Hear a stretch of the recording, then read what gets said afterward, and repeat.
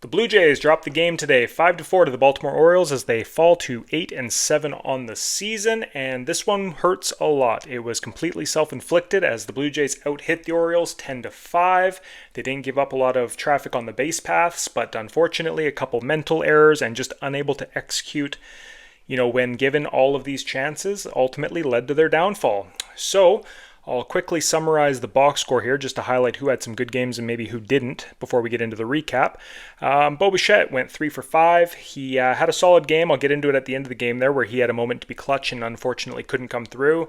Vladdy went 2 for 4, same kind of deal. Anthony Santander hit his first home run of the season, first home run as a Blue Jay, as he went 1 for 4. And then after that, we have quite a few no-hits, and then Nathan Lucas and Alan Roden each got on base a few times, so they had really strong showings. And on the pitching side of things, Bowden Francis ends up getting charged with 5 earned runs. He deserved a lot better of a fate. There was a questionable managerial call in there that we'll get into. Other than that, though, the bullpen held their own. Let's get into the summary now. So let's have a look here going back to the first inning. And this has just been, video after video after video. This is the theme. Bichette doubles to left on the first pitch of the game. Vladdy Guerrero Jr. comes up and doubles to center field right after him, scoring Bichette, making it 1-0 Blue Jays. We're on the board early and still none out. We like our odds to push the score further. Santander grounds out to the pitcher. Jimenez singles to left, so you got first and third with 1 out. Springer pops out a lazy fly ball to the second baseman, and then Will Wagner lines out to center field. So 1-0 Blue Jays. Should have been more, but you know what? You take a run and you wish you had 2 or 3. Bowden Francis was cooking early. He went 3 up, 3 down in the bottom of one, getting us back up there in a hurry. And Sagano was pitching for Baltimore, and we were on him. We were on all of his pitches early on, and like I say, we should have really run up the score here, but we didn't. Kirky lines out to center to start the second. Lucas then walks. Lucas had a really nice game. He worked 2 walks and hit a double, so this was the first walk. Roden then singles, making it first and third with 1 out, before Bichette singles to right, making Lucas score, Roden to second. So now you've got a 2-0 ball game for the Blue Jays. Runners on first and second, 1 out. Things are looking good, feeling good. Vladdy grounds into a double play. What else is new here, hey? So, really let the scoring chance go there. Putting the ball in play anywhere that isn't double play would have probably scored a run there, but here we are. It's 2-0 Blue Jays through the top of the second. Bowden still cooking in the bottom of 2, goes 3 up, 3 down again. Anthony Santander leads off the third with a home run, and this one was gone in 30 of 30 ballparks as it was 404 feet to right center field. It was absolutely mashed. Great to see out of Santander, a big exhale. Hopefully that gets him rolling and gets some of the stress off of him that I'm sure he's feeling coming on a big contract to a new team. I'm sure he's wanting to impress people, so hopefully, this one gets him going. We promptly go 3 up, 3 down after that home run, so not much doing there. It's 3-0 at this point, but it feels like it should be 5 or 6-0 to be honest. Bowden Francis continues to dominate. Sagano comes out, walks Kirky. Nathan Lucas grounds into a double play, unfortunately, and then Alan Roden grounds out, and the inning is over quick. We'll spring ahead to the top of 5 now, where Bo Bichette singles to left field, Guerrero Jr. singles to right field, so you've got first and second no out, again a real scoring chance, and then the unthinkable happens. Anthony Santander hits a ball to the warning track. Both runners try to advance. Vladdy Guerrero is called out because they said he left early and didn't tag up.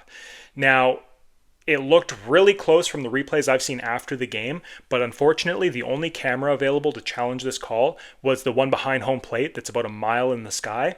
And John Schneider, I believe it was, made a comment that they would have challenged, but the camera angle, because they thought he took off correctly, but the camera angle was just so far away, and they felt it was going to be inconclusive and unable to use, and they would have just wasted their challenge. So it makes sense when you hear it put like that.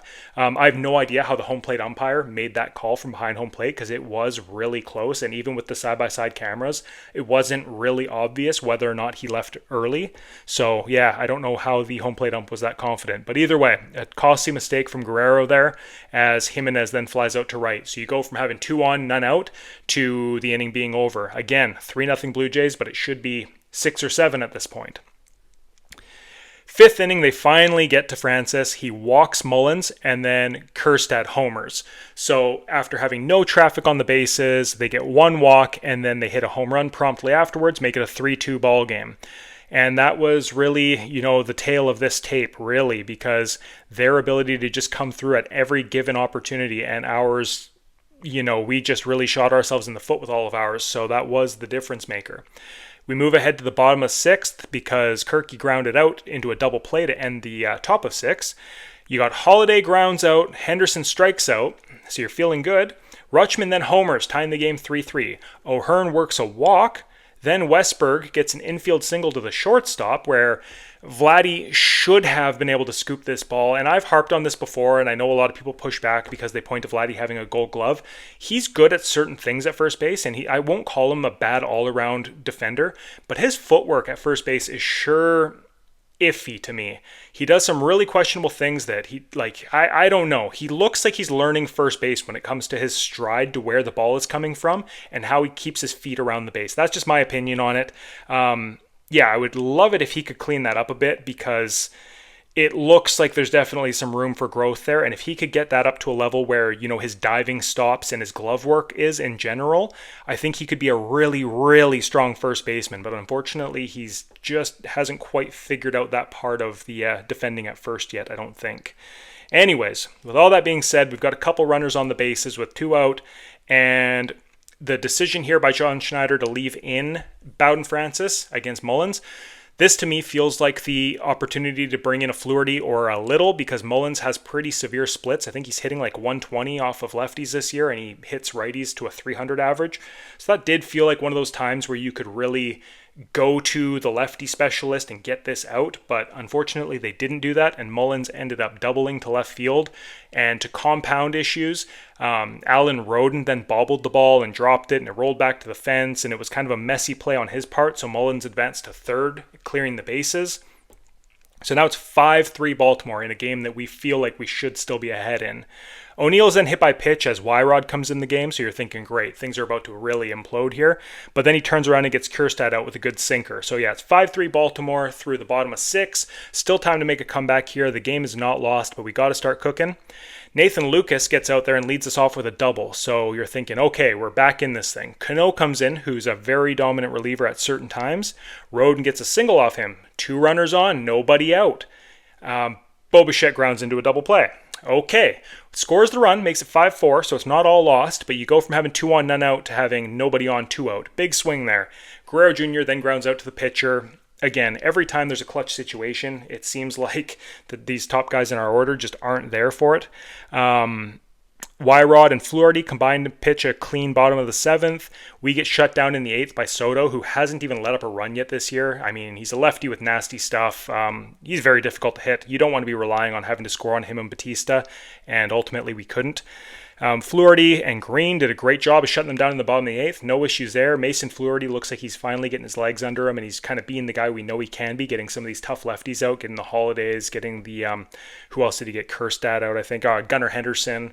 So, and then he got Rutschman out. So, he's doing his job. He's getting comfortable there. Green, like I say, settled down the bottom. He finished off the last 2 batters there.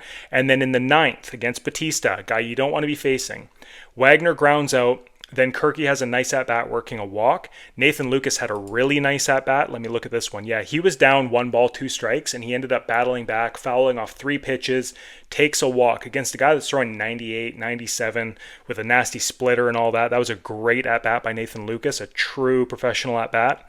And you got 2 on with 1 out. Alan Roden then grounds out to first, but you got 2nd and 3rd now with Bo Bichette up. So you're thinking, Bo Bichette, you basically your best contact hitter on the team. Guys on 2nd and 3rd, a single will get you a lead, or at worst, you're thinking you're tying the game here with any amount of clutch, right? Unfortunately, he strikes out swinging. And, I mean, that's ultimately why you don't want to leave yourself in these positions facing dominant closers like Felix Bautista is, because your odds just aren't that good. And unfortunately, in this case, he was able to strike Bichette out. So, yeah, not what you want to see. Our big boys had all right games. They got a few hits each and things like that, but they couldn't come through, and they were hitting into some double plays and whatnot in some really crucial areas. So I'm a little bit, conflicted about how I feel about their performance.